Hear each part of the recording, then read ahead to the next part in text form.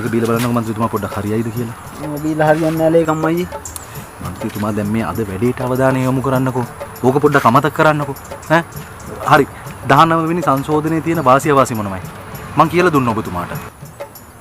ඒක තියෙන්නේ කී වසරේ පොතේ? හරියටම හරියි. අද නම් ලස්සනටම වැඩේ කරයි වගේ හොඳේ. මේක මන්ත්‍රීතුමා.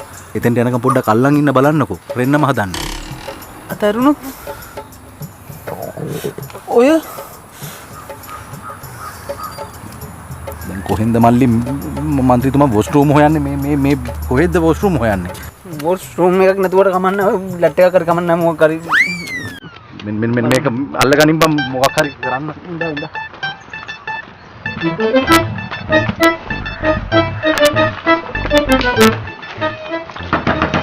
ලැට් එකේ කවුද? ලැට් එකේ කවුද? පොඩ්ඩක් ඉක්මන් කරනවද මේ මන්ත්‍රීතුමාට පොඩි හදිස්සියක්.